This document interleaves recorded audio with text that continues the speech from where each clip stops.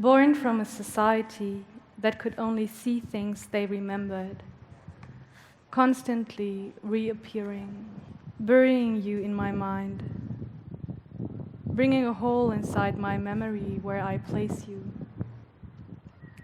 you in my body, in my wandering side, carry you in my transits of speech, out of which eye do I look with you?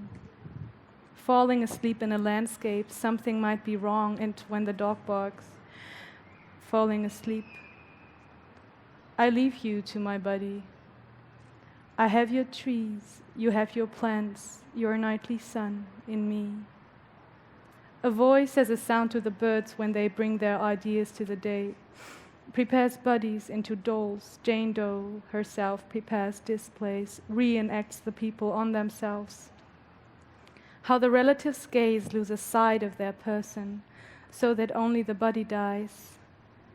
They assimilate the person, they retain the person, they catch up, they restage themselves in relation, fed into fiction, make up the stranger into a role, make up a mind onto any desocializing character, a diffraction of its entrance, dragging singularity, spreading thoughts on skins. How to copy a space, inside that space, what flesh determines. To hang from a ceiling. We exhibit our city set with people. We put the living on the dead, composting stories into presence. The stage lies beneath the city, in the masonries. Over the decaying figure, blend into a landscape, that decomposed materiality that comes to life in view. I want to hang from your ceilings like melting eyes, crying tears into your floors. There's a cover over your face. There's a hole in the ground. Let me hide the space's genitals in its corners, in its niches, in touch with your walls, in touch with your means, giving away a soul to another as a transitory in response, in representation with its memory, how it molds in digestions, how we're filled with their souls. They're crawling into us through the skins of our feet that treat the ground with weight. And when I move you, dead body, does a soul return with your memory during the dissolution of rigor mortis? Does your soul enter me through the gestures you make with me? How its odor colors me, waiting for the living to find itself. The first lover is your government, cutting their cakes off from your body. The first one in touch, sewing you into existence, into former pornographic. I wear you as a vulnerable constructive fiction. You're a ghost in my dress, unseen, but prosthetic to my mind, prosthetic to a secret self.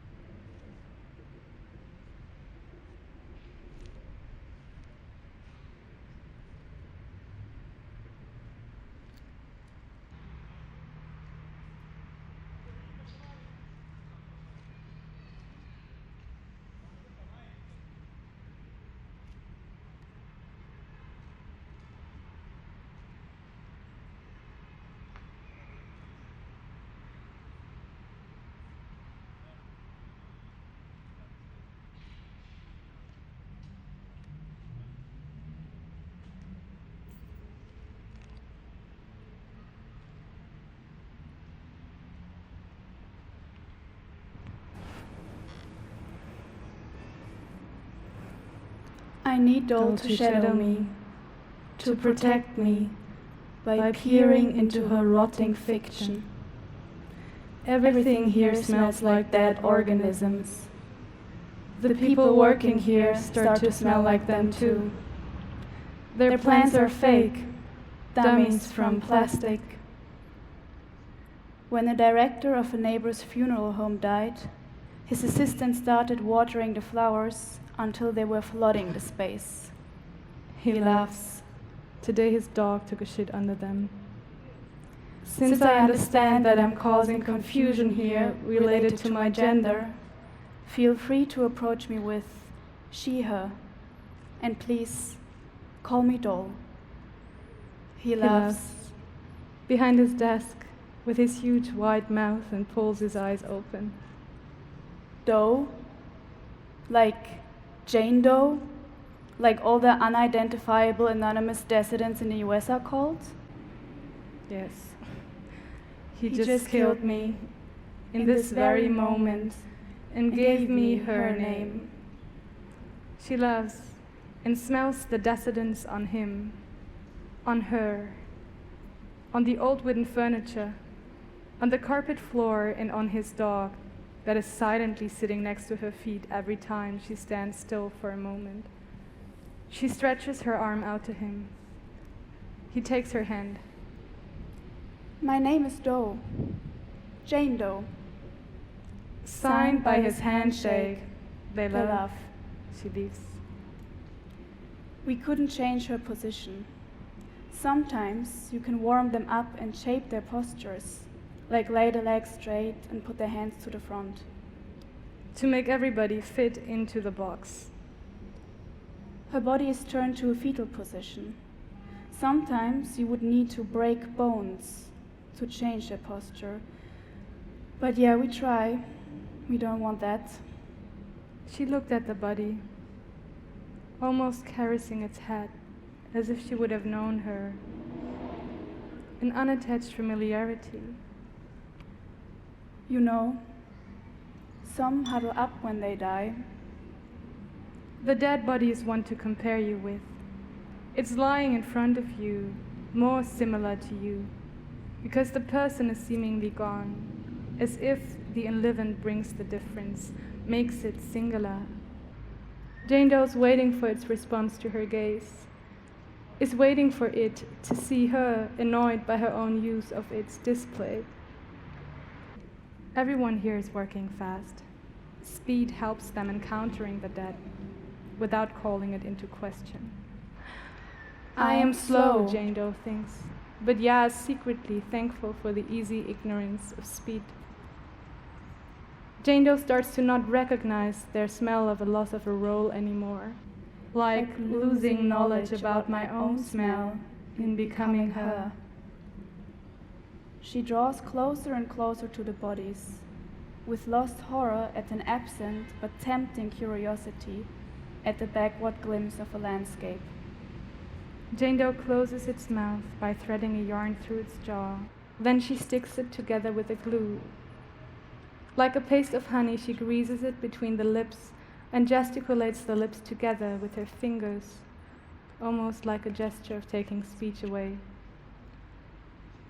She slides the corners of the mouth up and creates some wrinkles around it.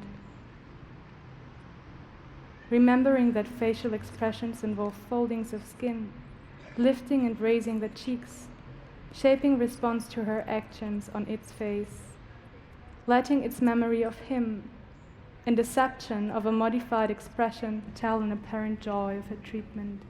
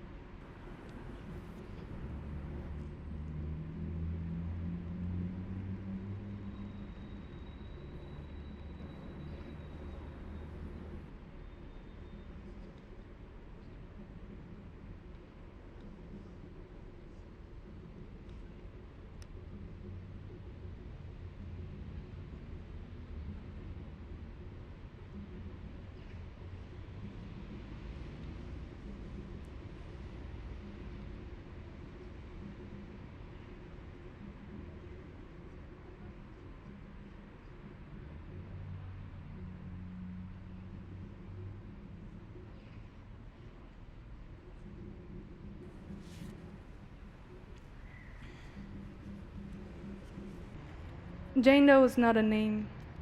Jane Doe is a brand, is a body, unknown but classified, storyless but stigmatized.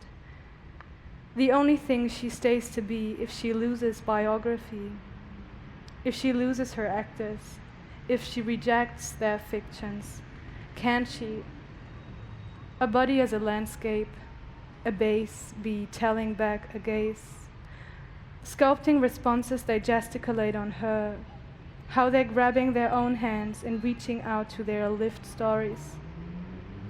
Jane Doe is a pattern, a carrier, a ground, a becoming soil of their city plans, morals, ethics, laws, and rights, a becoming revolt, unmaking itself by the blur of projection, sleeping in their gaze by seeing elsewhere. So is the priest, singing to a landscape that already is a blanket to itself, singing to a decomposing of identity, to a soily flesh, a not yet material, a no longer person, a landscape ruminating. What makes the difference? A clear view to a strange, perhaps even more familiar in the trees, an open breathing that as object would fall apart in your palms, that clings to you otherwise, that catches into your grips until it infects me with vitality. The brittleness of escape as the weather draws us, how the rain that touches me will drink in you, like sun is greening in flesh. Whoever you are just as you are among us.